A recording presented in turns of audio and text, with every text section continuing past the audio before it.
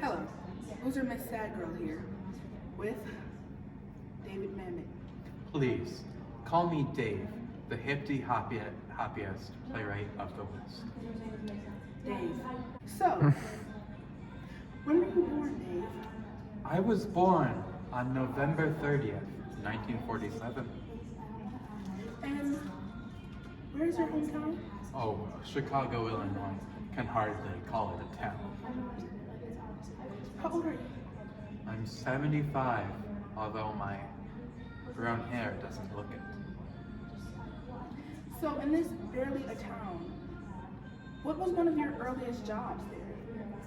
Well, before I became a playwright, I had many jobs, including several factories, a real estate agency, which later went on to inspire my work, Glengarry Glen Ross, and even as a taxi driver. So, being from Chicago, I want to know, did you get your education there or somewhere else? Oh, no. I went to Goddard College in Vermont. However, I do believe the crux of my education was at Chicago Public Library. Public libraries should be saved. Sure. This is an opinion that David Mamet completely supports because he has gone on record to say that he supports saving the Chicago Public Library. What did you major in? I majored in English literature. So, love life. Were you ever married? Yes. Are you guys still together? No. And did you get divorced? 1990. After 13 years. That's 1977 to 1990. To actress Lindsay Krabs. Started my first movie. I needed a lot of support. So, after you got divorced, did you find another or? Yes. Who? Singer-songwriter and actress Rebecca Pigeon. So, We are still together.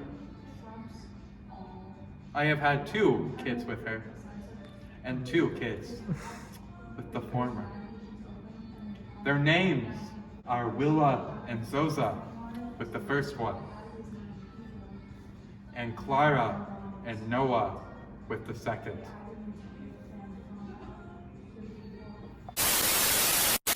David Allen Mamet was born on November 30th, 1947 in Chicago, Illinois.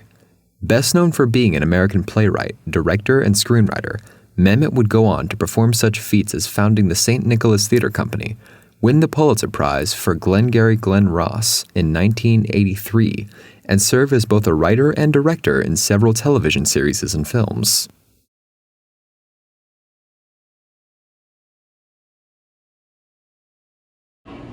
Hello, I'm Dr. Karam Mawazini here today with Mr. David Mamet. Call me Dave. Hello, Dave. Hello, Karam Mawazini.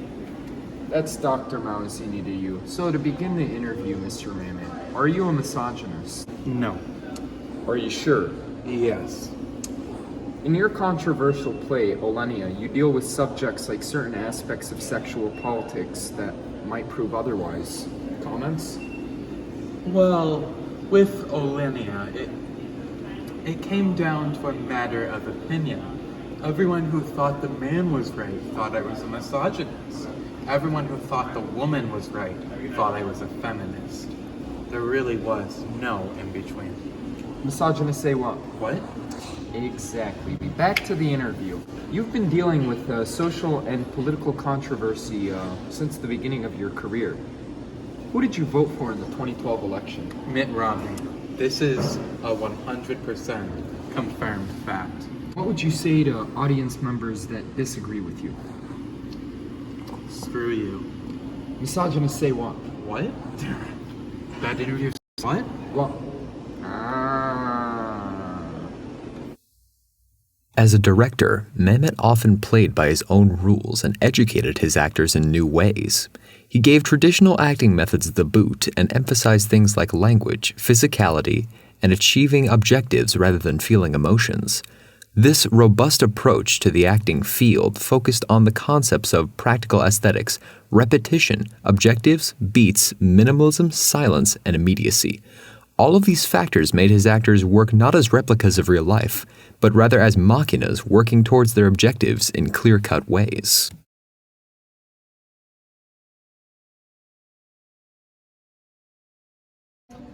Hi, I'm Reinhold Carhart, here with Mothers Against Mamet.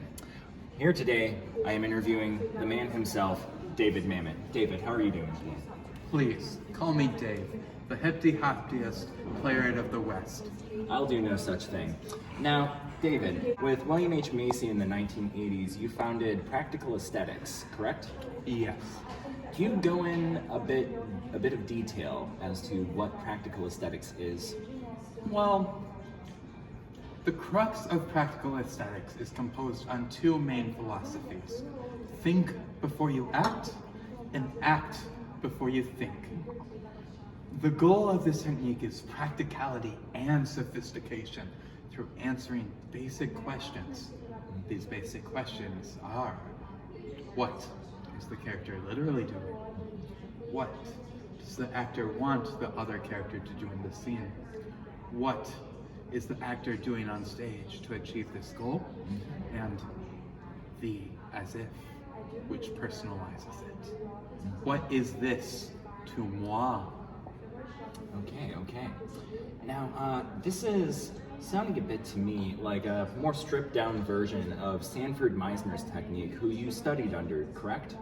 I did, yes. Can you go into a bit of detail on how your technique differs from Meisner's? Well, for me, the Dave Mamet himself, I do not believe there is any such thing as character when I act. It's just words on a page. You do not need to worry about creating a character. You just need to create the illusion of a character.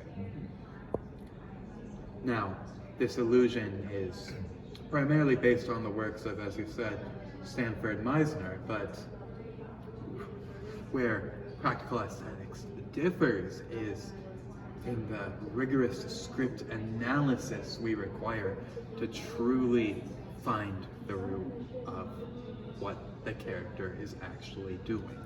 What the character is actually doing, script What the analysis. character is actually doing, script analysis. Alright, script analysis and what the character is actually doing. Script analysis and what the character is And so actually you're doing. thinking before you act, but acting before you thinking. And So- acting before you're thinking, and thinking before you're acting. Brilliant. Got all that, Moms Against Mamet? I think we do. From Mothers Against Mamet, I'm Reinhold Carhart, signing off. In all his years of training actors, Mamet mentioned his goals for his cast in simple words. Acting is not about feeling, it's about doing. Mamet's ideas not only enforced a strict following of the script, but the understanding that characters were more than just real-life people. They were concepts built on the foundation of resolving the conflict through motion of the plot. That's a lot to say. Mamet was an out-of-the-box thinker that redefined the acting world. So, in summary, David Mamet said no to overly emotional characters, said yes to action, and gave Stanislavski the biggest middle finger in entertainment history.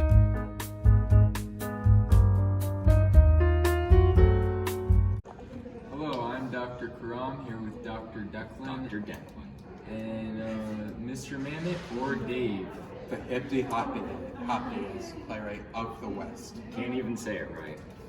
Exactly. And today we're going to be playing a little game called True or False. And it will be consisting of facts about you, Mr. Mamet. And if you get the answer correct, you will be rewarded with some ice cream.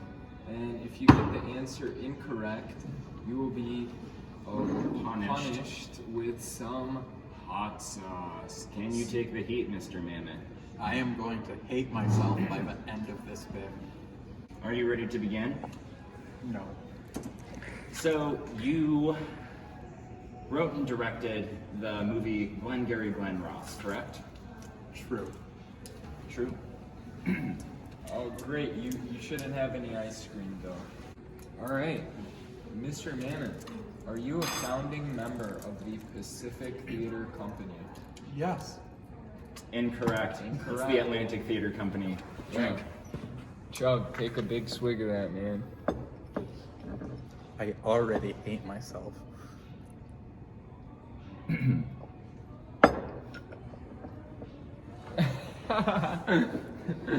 Now, Mr. Mamet, you won the Pulitzer Prize in 1985 for Glengarry Glen Ross, correct?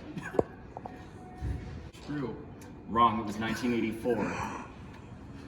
Take a swig, Mr. Mamet. How's this for living the truth? Mamet is about to fund an organization against mothers against Mamet. Now it says here your parents were German immigrants, correct? False. Correct, that is false. It says here your play Race opened on Broadway in the year 2010. Is that correct? False. Oh, you got it. You got it. He's Have your right. ice cream. It says here that according to Joe Mantegna, you worked as a script doctor for the 1978 film Towing, correct? True. That is true. All right, Mr. Mamet, you rewrote the script for Ramen under the pseudonym Richard Balls.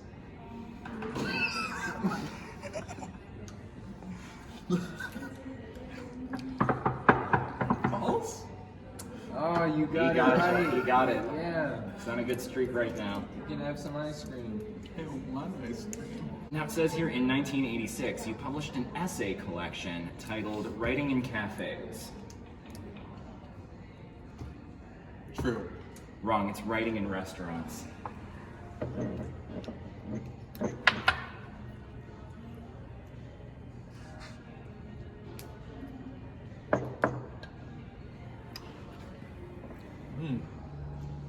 Delicious.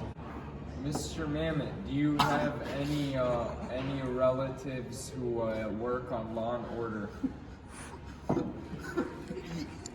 Yes. I do. All right, thank you for playing.